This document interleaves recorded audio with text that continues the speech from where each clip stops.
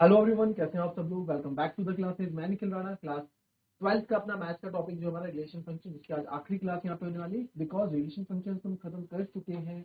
हम बात कर रहे हैं कंपोजिशन ऑफ फंक्शन की एंड इन्वर्टिबल फंक्शन की। हम बात करेंगे अभी इन्वर्टिबल फंक्शन की।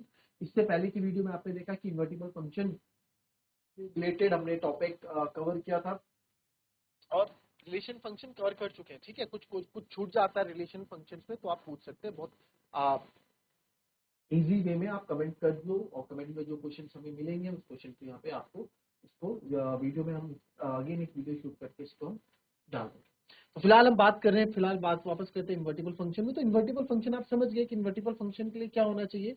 कोई भी फंक्शन इन्वर्टिबल कब होता है, कोई भी फंक्शन इन्वर्टिबल कब होता है, जब वो फंक्शन वन वन और ऑन टू दोनों होगा, यानी कि बाइजेक्टिव हो, तो फंक्शन इन्वर्टिबल होता है। दूसरा, कोई फंक्शन अगर एक्स एफ कोई फंक्शन है एक्स टू वाई जा रहा है और जी फंक्शन है जो वाई टू एक्स आ रहा है, तो ये फंक्शन इन्वर्टिबल कब कराया जाएगा। ये फंक्शन इन्वर्टिबल तब कराया जाएगा सर जब जी एफ आपका एक्स के बराबर आ जाए और एफ ओ जी यानी फॉग आपका वाई के बराबर, फॉगी हो जाए, फॉग आपका वाई के बराबर आ जाए और जी एफ एक्स के बराबर आ जाए, तो हम कह सकते हैं कि आपका इन्वर्स एग्जिस्ट कर रहा है। तो इन्वर्स ऑफ एफ यहाँ पे हम निकाल सकते हैं, बाय डेफिनेशन है वो, बाय प्रॉपर्टी है। ठीक है, तो इसी पे बेस मेरे को क्वेश्चन ढूंढना था, मेरे को मिला नहीं, बट फिर भी मिल गया बहुत, क्योंकि अब इन्वर्टिबल क्वेश्चंस तो पूछे कम जाते हैं। बट क्या बात है, रिलेशन फंक्शन में तो हम कर लेते हैं, है ना। काफी इसमें तो है भी नहीं है, तो एक बार देख लेता हूँ मैं, यहाँ मेरे पास है रखा हुआ एक क्वेश्चन, इसमें मिल जाए तो बहुत बढ़िया बात।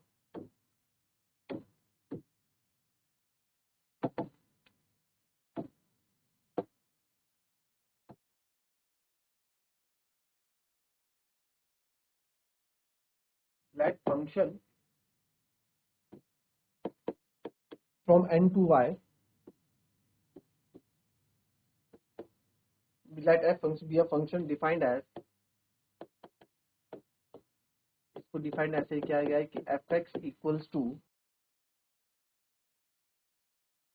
4x प्लस 3 वेयर वेयर अब y एंड मतलब नेचुरल नंबर्स हो गया। अब वेयर y बराबर ये बता रहे हैं, वेयर y बराबर ये बता रहे हैं कि y के अंदर जो स्मॉल एलिमेंट्स होंगे वो भी नेचुरल नंबर्स को, y के अंदर जो एलिमेंट्स होंगे, y सेट के अंदर एलिमेंट्स होंगे स्मॉल y, जो कि नेचुरल नंबर को बिलोंग करेंगे। यानी कि इनडायरेक्टली ये कहना चाह रहा है कि फंक्शन हमारा n टू n ही है, natural number to natural number ही है। ठीक है, सर दैट y की जो कंडीशन है वो कितनी है, 4x plus 3।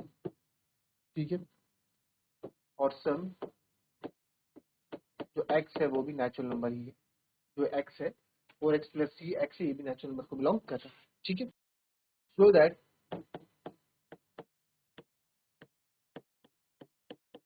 f is invertible.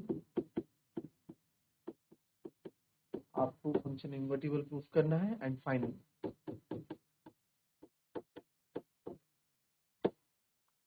ठीक है, लिख लो एक बार।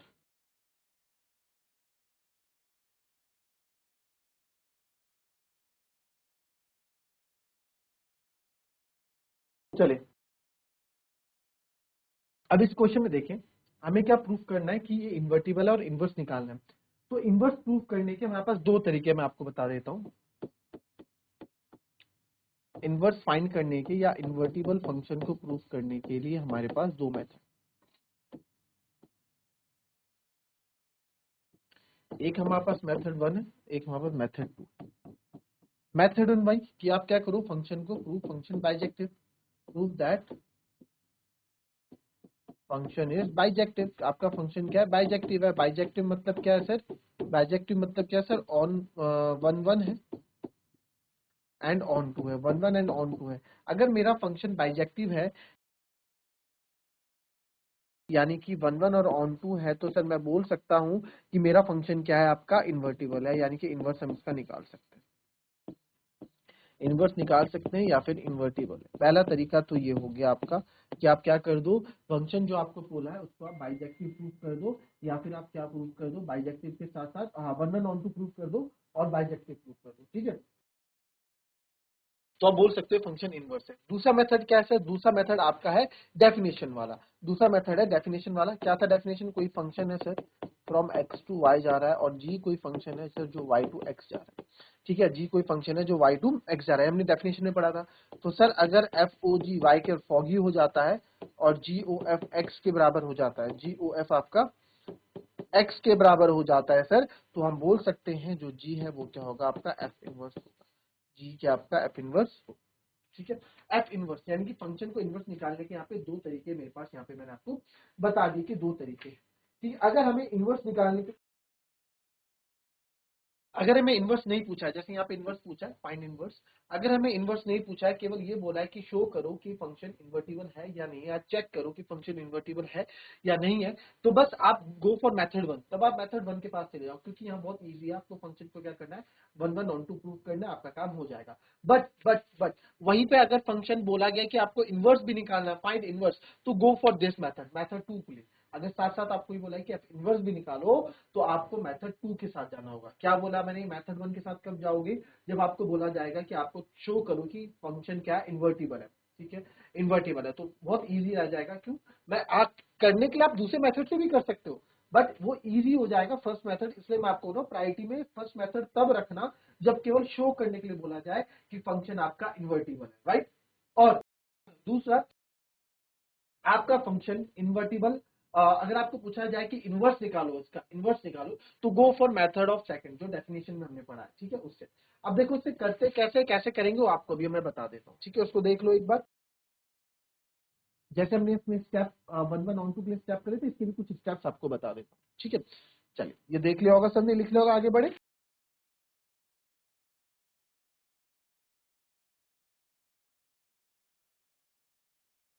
चलो, तो आइए शुरू करते। सर हमारे पास कोई फंक्शन है जो x से y की तरफ जा रहा है, और फंक्शन की डेफिनेशन क्या है जी, 4x plus 3।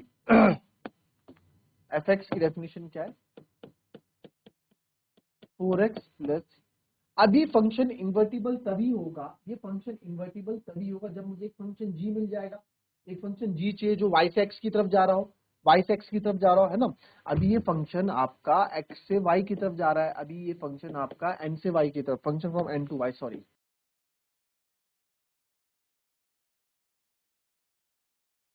From n to y। ठीक है, n टू y जा रहा है ये फंक्शन हमारा। ठीक है, n टू y हमारा फंक्शन f जा, तो ये फंक्शन इन्वर्टिबल तब होगा जब एक फंक्शन g भी जा रहा होगा, और g कहां से कहां जा रहा होगा, n टू y से जा रहा होगा, g कहां से कहां जा रहा होगा, n से y से n की तरफ जा रहा होगा, सॉरी, y से n की तरफ। ठीक है,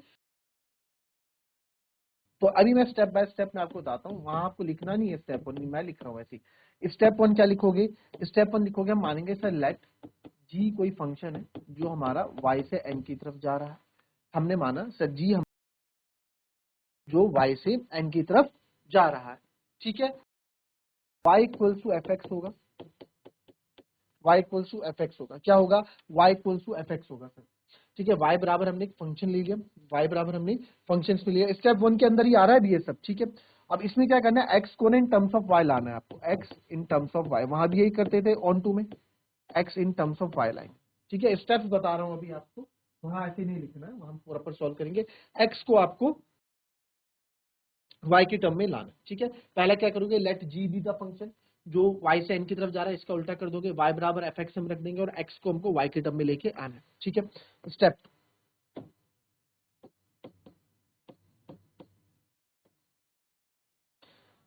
अब स्टेप टू क्या है सर, स्टेप टू है बहुत सिंपल है, स्टेप टू ही है, फॉगी कर दो, यानी कि फॉगी मतलब एफ ओ जी को y के बराबर प्रूफ कर दो, और जी ओ एफ को आप x के बराबर प्रूफ कर दो, इन दो को आप ये प्रूफ कर दोगे। ठीक है, अगर आप ये प्रूफ कर दो एफ ओ जी को y के बराबर और जी ओ एफ को x के बराबर प्रूफ कर दो, क्या कर दो, प्रूफ कर दो। ठीक है, ये कंडीशन आप प्रूव कर दो, then we can say that जो g है आपका क्या है, f inverse, g is the inverse of f, g जो है इनवर्स है f का, g equals to f inverse, g आपका f इनवर्स। ठीक है, ये आपके स्टेप हैं, इसमें आई बात समझ में, ये आपके क्या है स्टेप है। क्लियर, पहला स्टेप क्या है, पहला स्टेप है आपको भाई अगर इसका इनवर्स चाहिए, अगर इसका इनवर्स चाहिए तो आपको इसके लिए g फंक्शन की एंट्री करवानी जरूरी है। तो सर g फंक्शन की हमने एंट्री कराई, जो y से n होगा, y बराबर एफ एक्स आप लेट कर ही रहे हो, तो फिर क्या करना है, वही चीज x को y की टर्म में आपको लिख लेनी है, फिर एफ ओ जी को y के बराबर प्रूफ कर दो, और जी ओ एफ को x के बराबर प्रूफ कर दो, तो हम कह सकते हैं g आपका क्या है, f इनवर्स। ठीक है, एफ इनवर्स।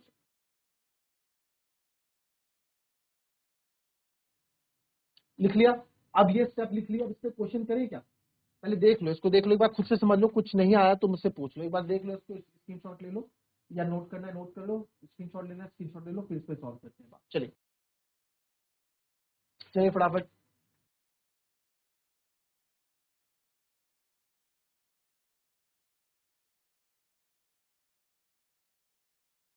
चलिए ठीक है, आइए बात करते हैं अब आगे।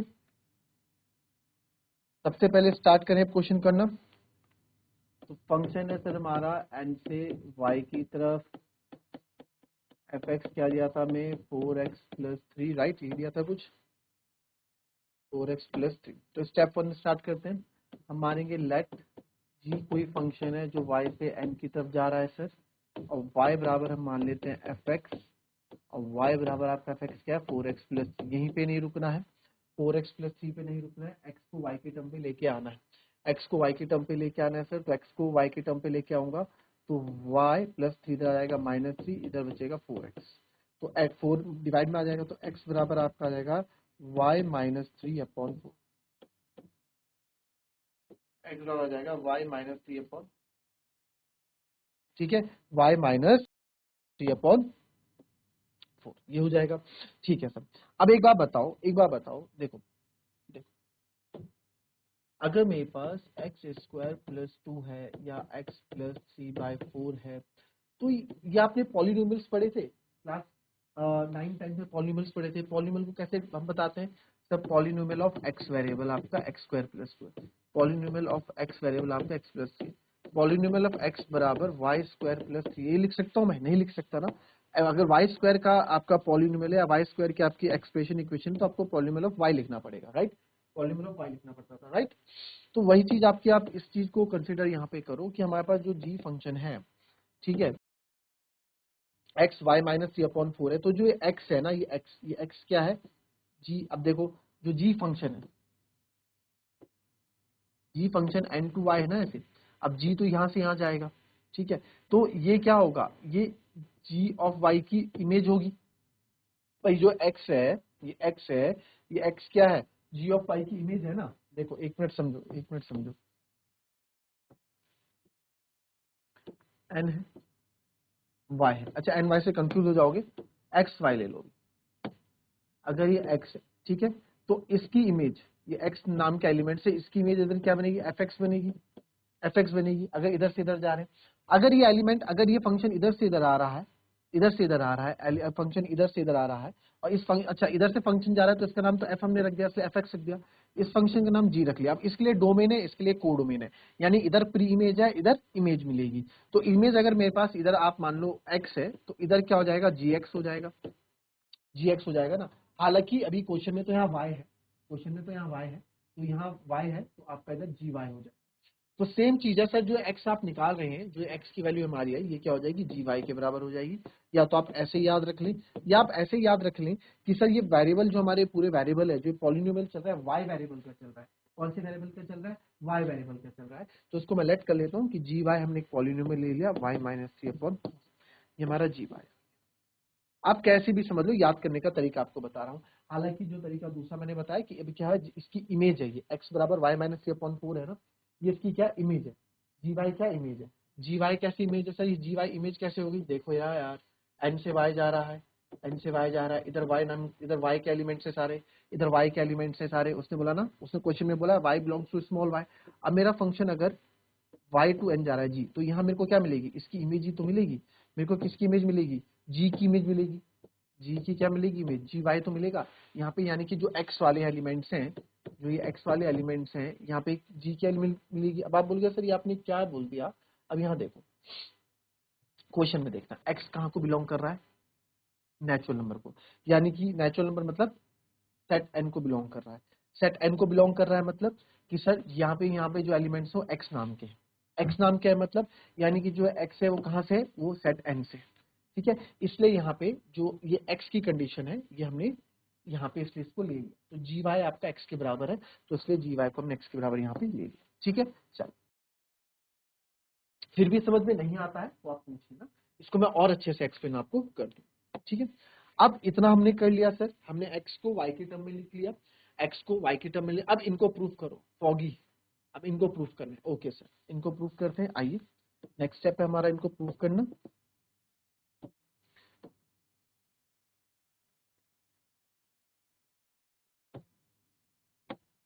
चलो इसी पेन से करूं, चलो इसी पेन से। तो एफ ओ जी मतलब FOGY, जी मतलब हम किसकी बात कर रहे हैं, GY की बात कर रहे हैं यहाँ पे इमेज GY। अब आपको कल बताया था O हटेगा तो क्या लगता है, ब्रैकेट लगता है सर GY। इतना समझ में आया, O हटा तो ब्रैकेट लगा F ऑफ GY। कल आपको चीज बताई थी, पेड़ लगा सकते हो, स्माइली बना सकते हो, वही चीज यहाँ पे आपके आ गई, ठीक है। FOG, तो ये FOG के बराबर ही चल रहा है सब कुछ, तो फिर से लिख देता हूँ FOG equal to F of, ठीक है। fx क्या है मेरा, fx मेरा 4x प्लस 3 है, ठीक है। fx क्या है मेरा, fx मेरा 4x प्लस 3 है। ध्यान से देखो, fx मेरा 4x प्लस 3 है। अगर मैं यहाँ f2 रखूंगा तो x की जगह आपको 2 रखना पड़ेगा। अगर मैं यहाँ पे एक आदमी बना दूंगा ऐसे, तो जहां जहां x है वहां पे आपको एक एक आदमी बना देना पड़ेगा, राइट। कुछ भी हम एंटर कर सकते हैं। तो वही बात है सर, fx की जगह आपका 4x प्लस 3 है। अब ff के अंदर gy, पहले gy की एंट्री करो, gy की एंट्री करो। इस चीज की एंट्री तो हमने की नहीं, तो सर FOG आपका f ऑफ GY कितना है सर, GY हमारा है y माइनस 3/4, यानी कि fx GY कितना आपका y माइनस 3/4, ठीक है जी, y माइनस 3/4। अच्छा इसमें एक चीज बताऊं आपको, आप चाहो ना, अगर आप इससे कंफ्यूज हो रहे हो, आप FOG है, इसको मैं FOG को मैं f ऑफ GX भी लिख सकता था, क्योंकि इधर से तो GX की इमेज ही बन रही है ना, इधर आएंगे x तो इधर GX की इमेज ही बनेगी। बट छोड़ो, इसमें कंफ्यूज हो जाओगे तुम लोग, ठीक है। y की ये सही है, ये सही है ना, ये सही है। इधर इधर एलिमेंट x है n में, और इधर एलिमेंट y में y है। तो अगर ये डोमेन है g फंक्शन के लिए, अगर ये g फंक्शन के लिए डोमेन है, तो ये को डोमेन है। तो इधर अगर प्री इमेज है तो इधर इमेज है, इमेज क्या बनेगी, इमेज GY ही बनेगी, ठीक है, इमेज GY ही बनेगी। क्लियर, चलो ये हो गया FY1। अब FX, मैंने वही बोला FX मेरा 4x प्लस 3 है, तो FOG मेरा क्या होगा, FX मेरा 4x प्लस 3 है। तो जहां जहां x है वहां वहां पे आप y माइनस 3, तो 4x की जगह y माइनस 3/4 प्लस 3 डाल दो। कोई दिक्कत किसी को, किसी को कोई दिक्कत नहीं सर। क्या क्या हमने FX था ये, तो जहां जहां x है वहां पे आप y माइनस 3/4 डाल दो, हमने यहाँ पे रख दिया। तो सर FOG, अब आप देखो 4 से 4 कट कर सकता हूँ क्योंकि मल्टीप्लाई में 4 से 4 यहाँ पे कट कर दूंगा, तो यहाँ पे हमारे पास जो बचेगा, क्या बचेगा सर, y-3 प्लस 3 यानी कि +3 से -3 कैंसिल, और FOG मेरा y के बराबर यहाँ पे आ गया है। पहली कंडीशन मैंने यहाँ पे कर दी कि FOG हमारा y के बराबर आ, FOG हमारा y के बराबर आ गया, यानी फॉगी में ले आया। अब GOF की बारी है, अब GOF की बारी है। GOF मतलब GO of FX, function f है FX, तो सब ब्रैकेट हटाते हैं, बड़ा ब्रैकेट लगाते हैं, जीरो हटाते हैं, बड़ा ब्रैकेट लगाते हैं, FX करते हैं, G of FX। G of FX मतलब अगर आप देखें तो G ऑफ FX क्या है, FX कितना था हमारा, 4x प्लस 3 था सर, 4x प्लस 3 था ना FX हमारा 4x प्लस 3 था, यस 4x प्लस 3 था सर, 4x प्लस 3 था, राइट, मान लिया इस बात को, 4x प्लस 3 था, ठीक है सर। अब इसमें आप देखो, इसमें आप देखो, यानी कि क्या निकाल रहे हैं हम, ये GOF निकाल रहे हैं, GOF ही चल रहा है, GOF ही चल रहा है। तो G ऑफ 4x प्लस, ठीक है, G ऑफ y क्या है मेरा, y माइनस 3/4 है, G ऑफ y क्या है मेरा, y माइनस 3/4 है, यहाँ लिख देता हूँ, G ऑफ y क्या है मेरा, y माइनस 3/4। तो यार यहाँ y है, अगर यहाँ पे मैं y है तो आपने फंक्शन y लिखा, अगर मैं a लिखूंगा तो फंक्शन y की जगह a माइनस 3/4 आ जाएगा। अगर मैं यहाँ पे क्या बोलते हैं, कोई पहाड़ बनाऊंगा, ट्रायंगल बनाऊंगा, तो यहाँ ट्रायंगल माइनस 3/4 आ जाएगा। तो वैसे ही अगर आप यहाँ y की जगह 4x प्लस 3 डालेंगे, तो जहां जहां y है, जहां जहां y है वहां पे 4x प्लस 3 आ जाएगा, 4x प्लस 3 फिर -3/4। हमने क्या किया, y की जगह यहाँ पे आ गया 4x प्लस 3, जहां जहां y है वहां पे 4x प्लस 3 आ गया, फिर -3 ठीक है, -3/4, ये क्या निकाला आपने, GOF, ये क्या निकाला हमने, GOF, ठीक है, GOF निकाला, ठीक है सर। तो GOF आ गया 4x प्लस 3 -3/4। तो आप देख पा रहे हैं, डायरेक्ट देख पा रहे हैं, 3 से 3 यहाँ कैंसिल हो गया है हमारा, तो GOF इक्वल्स टू 4x/4 हो गया। और मैं यहाँ बोल सकता हूँ 4 से 4 आपका कैंसिल हो गया, और GOF आपने x के बराबर प्रूफ कर दिया। तो दो कंडीशन हमने बोली थी, एक तो फॉगी प्रूफ कर दो, जो कि आपने कर दिया है ना, फॉगी हमने क्या, फॉगी प्रूफ कर दो, गॉफ प्रूफ कर दो, then we can say that G is equals to F inverse. तो हम बोल सकते हैं कि F इनवर्स है, ठीक है, फॉगी कर दिया और GOF x के बराबर कर दिया, दोनों हमने कर दिया। तो हम यहाँ बोल सकते हैं, यहाँ बोल सकते हैं आप, नाउ देयरफॉर हम बोल सकते हैं कि F is invertible, F is हमारा फंक्शन इन्वर्टिबल है, and G is inverse of F। जो G है ना सर, वो F का इनवर्स है। G is inverse of F, मतलब G is inverse of F का मतलब क्या है बच्चों, G is inverse of F का मतलब क्या है, G is inverse of F का मतलब है कि N से Y जब जा रहा था वो जा रहा था F, और जो Y से N आ रहा है यानी कि F का उल्टा यानी कि G। यस, जो G है वो F का इनवर्स है, F का उल्टा है, इनवर्स मतलब उल्टा, रिवर्स। तो यस, जो G है वो F का इनवर्स है, ठीक है।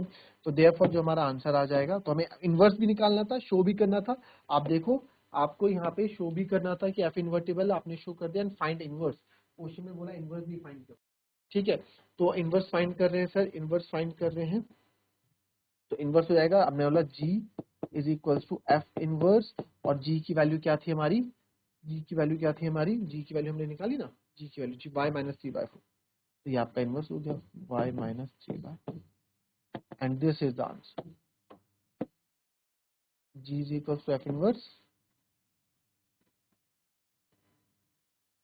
y minus 3/, ठीक है। तो ये था आपका बहुत अच्छा क्वेश्चन इन्वर्टिबल फंक्शन में। तो अगर मुझसे केवल ये पूछा होता कि भाई इसको इन्वर्स प्रूफ करके दिखाओ, शो दैट कि फंक्शन इन्वर्टिबल है, तो मैं इस मेथड के साथ जाता, मैं किसके साथ जाता, मैं फर्स्ट मेथड के साथ जाता। क्यों, क्योंकि मुझे शो ही करना था, मैं इस फंक्शन को आराम से शो कर सकता हूँ कि 1 भी है और ऑड 2 भी है, तो मेरे को इतना लेंथी नहीं जाना पड़ता। बट मेरे को क्या बोला गया, मेरे को बोला गया इनवर्स भी फाइंड करना है, इनवर्स भी फाइंड करना है, इसलिए मैं इस मेथड के पास गया। पहले इसको इन्वर्टिबल प्रूफ किया, इनविटेबल प्रूफ करने के बाद मैंने इसको क्या किया, इसका इनवर्स भी निकाला। तो अगर आपसे पूछा जाए कि आप फंक्शन इन्वर्टिबल प्रूफ करो, तब तो जाओ मेथड 1 के साथ, बाइजेक्टिव, जो कि आप बहुत करते आ गए, अब आप इसमें बिल्कुल निपुण हो चुके, बिल्कुल परफेक्ट हो चुके, ठीक है। तब तो आप इसके पास जाओ, बट इनवर्स फाइंड आउट करने के लिए बोल रहा है, तो आपको इसके पास जाना, ठीक है। आई बात समझ में, क्लियर। तो मेरे ख्याल से तो इन्वर्टिबल फंक्शन वैसे आना नहीं है मोस्ट ऑफ द केसेस में, बट जिस तरह के क्वेश्चंस होते हैं इन्वर्टिबल फंक्शन में, मैंने आपको करा दिए हैं। हाँ, इसमें कंप्लीटिंग द स्क्वायर वाले क्वेश्चन भी होते हैं, मेथड के क्वेश्चन भी होते हैं, बट वो थोड़ा बहुत बस उसमें थोड़ी बहुत अलग यहाँ पे चीजें रहती है, कभी करा दूंगा उसको मैं आपको, है ना। वैसे इतना इम्पोर्टेंट नहीं है, क्योंकि एग्जाम के पॉइंट ऑफ व्यू से नहीं पूछा जा रहा है इन्वर्टिबल फंक्शन, ठीक है। अभी इतना पढ़ लेंगे, बाकी बीच में कभी मुझे टाइम लगेगा तो मैं ये वाले क्वेश्चन जो अब मैं आपको बोल रहा हूँ, वो क्वेश्चन मिलेगा मेरे को, तो मैं आपको यहाँ पे उसको करा दूंगा। अदरवाइज कल से हम नया चैप्टर शुरू करने वाले, जो कि इनवर्स ट्रिग्नोमेट्रिक फंक्शन, तो क्लास 11 का बेस आप अपना तैयार करके आ जाइएगा।